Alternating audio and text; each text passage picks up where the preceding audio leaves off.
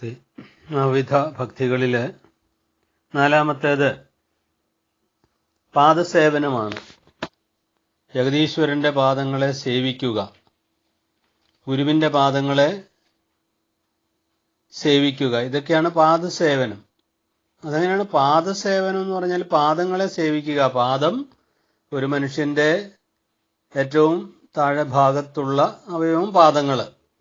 ആ പാദങ്ങളെ സേവിക്കാൻ നമുക്ക് സാധിക്കണമെങ്കിൽ നമ്മുടെ അഹങ്കാരം ഇല്ലാതായി നമ്മൾ കുനിഞ്ഞേ പറ്റൂ.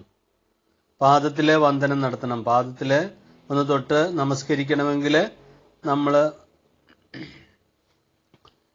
കുനിഞ്ഞ് മാത്രമേ ആ പ്രവൃത്തി ചെയ്യാൻ സാധിക്കുകയുള്ളൂ.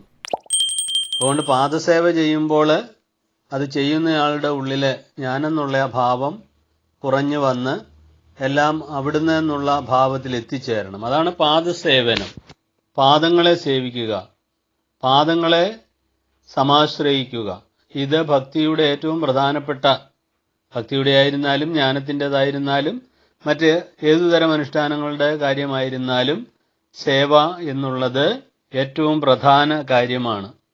അധ്യാത്മവിദ്യ പഠിപ്പിച്ചു തരാൻ വേണ്ടി ഗുരുക്കന്മാരെ സേവിക്കേണ്ട ഒരു രീതി പറയുമ്പോഴും തദ്വിധി പ്രണിപാതേന പരിപ്രശ്നേന സേവയ ഉപദേശ്യന്തി തേ ജ്ഞാനം ജ്ഞാനിന തത്വദർശിനഃ എന്ന ആപ്തവാക്യം നമുക്ക് അനുകരണീയമാണ്. തത്വദർശികളായിട്ടുള്ള ഗുരുക്കന്മാര് നമുക്ക് ആത്മരഹസ്യം വെളിപ്പെടുത്തി തരും.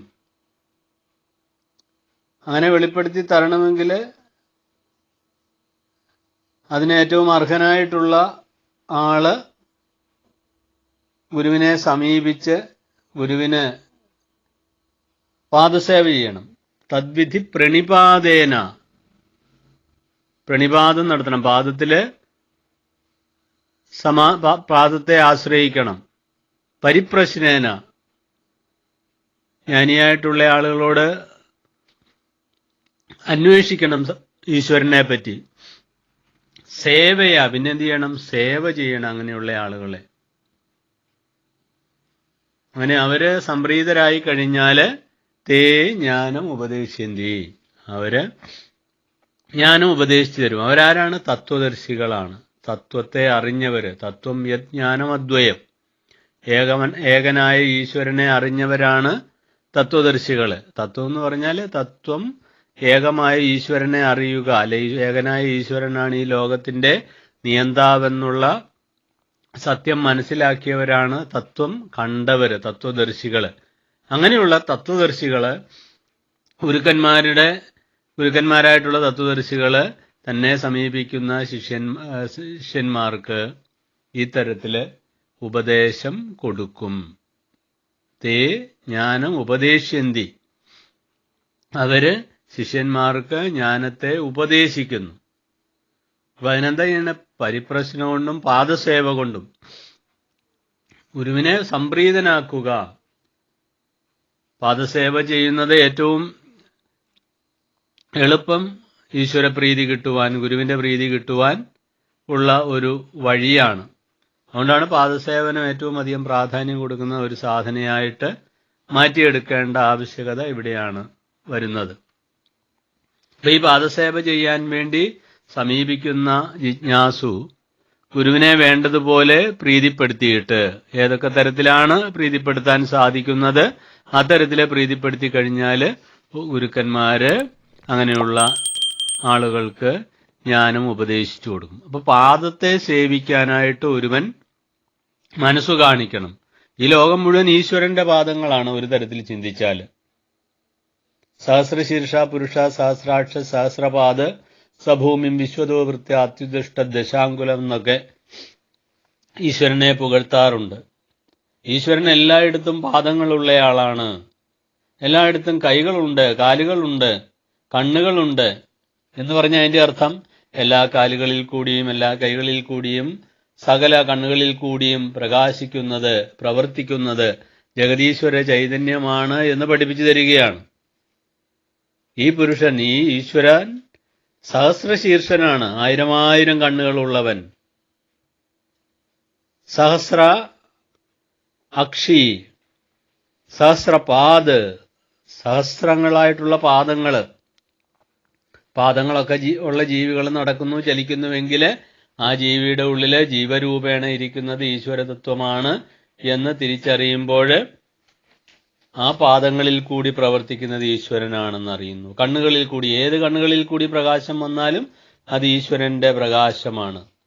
എവിടെ നിന്ന് നമ്മളൊരു വാക്ക് കേട്ടാലും ആ വാക്ക് പുറപ്പെടുന്ന ജിഹ്വ ഈശ്വരന്റേതാണ് എന്ന് തിരിച്ചറിയണം.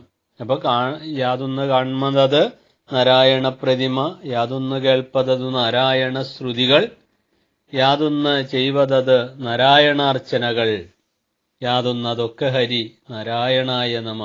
എന്തെന്തൊക്കെ ചെയ്താലും അത് ഈശ്വര പൂജയാണ്. എന്ത് കേട്ടാലും ഈശ്വരവചനങ്ങൾ തന്നെ. യാതൊരു കർമ്മം ചെയ്യുന്നുണ്ടോ അതെല്ലാം ഈശ്വരന് വേണ്ടി ചെയ്യുന്ന കർമ്മങ്ങളാക്കി മാറ്റിയെടുക്കുവാൻ ഒരുവന്റെ മാനസികമായിട്ടുള്ള തലം അവനെ പ്രാപ്തനാക്കും. എല്ലാ കണ്ണുകളിൽ കൂടിയും കാലുകളിൽ കൂടിയും എല്ലാ ദേഹങ്ങളിൽ കൂടിയും പ്രവർത്തിപ്പിക്കുന്നത് ജഗതീശ്വരനാണെന്നറിയുന്നു. ആ ജഗതീശ്വരൻ തന്റെ ഗുരുനാഥ രൂപേണ ഇരിക്കുന്നു എന്നും മനസ്സിലാക്കുന്നവൻ കുറച്ചും കൂടെ പുണ്യം ചെയ്തവനാണ്.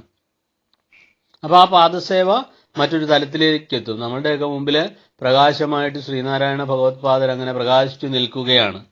ആ ഗുരുവിന് പാദസേവ ചെയ്യാൻ നമുക്ക് സാധിക്കും. അത് വിവിധങ്ങളായ തരത്തിൽ പാദസേവ ചെയ്യാം. ഒന്ന്, നമ്മൾ കഴിഞ്ഞ ദിവസം പറഞ്ഞതുപോലെ അർച്ചന ചെയ്യാം. 108 മന്ത്രങ്ങൾ ചൊല്ലിയുള്ള അർച്ചനയാവാം. അല്ലെങ്കിൽ ഗുരുവിന്റെ വാക്കുകളെ അനുസന്ധാനം ചെയ്യുന്നത് വേറൊരു പാദസേവയാണ്. ഗുരുവിന്റെ പാദങ്ങൾ എന്ന് പറഞ്ഞാൽ ഗുരുവിന്റെ വാക്കുകള്, ഗുരുവിന്റെ പാദപത്മങ്ങള്. ഗുരുവായിട്ട് നിൽക്കുന്നത് ഗുരുതത്വങ്ങളാണ്. ഗുരുതത്വങ്ങളിൽ നിന്ന് വ്യത്യസ്തനായ ഒരു ഗുരുവില്ല. അതുകൊണ്ട് ഗുരുവായിട്ട് പ്രകാശിക്കുന്നത് ഗുരുതത്വമായതുകൊണ്ട് ആ ഗുരുവിനെ ഏതൊക്കെ തരത്തിൽ വേണമെങ്കിലും പാദസേവ ചെയ്യാം. എല്ലാം ഗുരുവായിട്ട് കണ്ടുകൊണ്ട് നമ്മൾ വഴിയെ കൂടെ നടന്നു പോകുമ്പോൾ ഒരു കല്ല് കിടക്കുന്നു. ഈ കല്ല് കിടന്ന് ആ കല്ലവിടെ കിടന്നാൽ വേണമെങ്കിൽ ഒരു ഇരുചക്രവാഹനക്കാരനോ അല്ലെ ഒരു യാത്രക്കാരനോ അതിൽ തട്ടി വീണ് അവന് അപകടമുണ്ടാവാം. അങ്ങനെ അപകടമുണ്ടായാൽ അത് ദുഃഖത്തിന് കാരണമാകും. അതുകൊണ്ട് അതിൽ നിന്ന് അവരെ ഒഴിവാക്കേണ്ടത് എൻ്റെ കടമയാണ്. അപ്പോൾ ആ കല്ലെടുത്ത് മാറ്റുമ്പോൾ ആ കല്ലെടുത്ത് അവിടെ നിന്ന് എവിടെയെങ്കിലും ആർക്കും ബുദ്ധിമുട്ടില്ലാത്ത ഒരു സ്ഥലത്തേക്ക് ഇടുമ്പോൾ അതൊരു ഗുരുപൂജയായിട്ട് ചെയ്യാം. ഒരു തൈ കുഴിച്ചു വെക്കുക, അത് ഗുരുപൂജയാണ്. ആർക്കെങ്കിലും വെള്ളം കൊടുക്കാൻ സാധിക്കുന്നത്, ഭക്ഷണം കൊടുക്കാൻ സാധിക്കുന്നത്, അതൊക്കെ ഗുരുപൂജയാക്കി ചെയ്യാം. വിശന്നു വലഞ്ഞ ഒരുവന് ഭക്ഷണം കൊടുക്കുന്നത് ഗുരുപൂജയാണ്. എൻ്റെ മുമ്പിൽ ഇതാ ഗുരു എത്തിയിരിക്കുന്നു, ഗുരു എൻ്റെ മുമ്പിൽ സശരീരനായി എത്തി എനിക്ക് ഗുരുപൂജ ചെയ്യാനുള്ള ഒരു അവസരം തരികയാണ്, അതിനെ ഞാൻ ഏറ്റവും നന്നായിട്ട് പ്രയോജനപ്പെടുത്തുമെന്നുള്ള വിചാരത്തോടുകൂടി ആ വ്യക്തിക്ക് അന്നം കൊടുത്താൽ, വിശന്നു വലയുന്നവന് ഭക്ഷണം കൊടുത്താൽ, ദാഹിച്ചു വലയുന്നവന് വെള്ളം കൊടുത്താൽ അത് ഗുരുവായിട്ട് കണ്ടുകൊണ്ട് ഗുരുവിന് ചെയ്യുന്ന ഒരു ഗുരു പാദസേവയാകാം. ഏതു തരത്തിൽ വേണമെങ്കിലും സേവിക്കാം.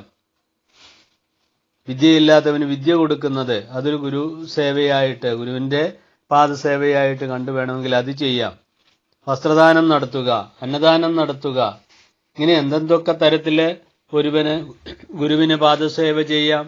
ശ്രീനാരായണ ഗുരുദേവന്റെ പാദപൂജയായിട്ട്, പാദസേവയായിട്ട് നമ്മുടെ പ്രവർത്തനങ്ങളൊക്കെ മാറ്റിയെടുക്കാൻ സാധിക്കുമ്പോഴാണ് യഥാർത്ഥ ഗുരുവിന്റെ അനുയായിയാകുന്നത്. ഗുരു അങ്ങനെയല്ലേ ചെയ്തത്?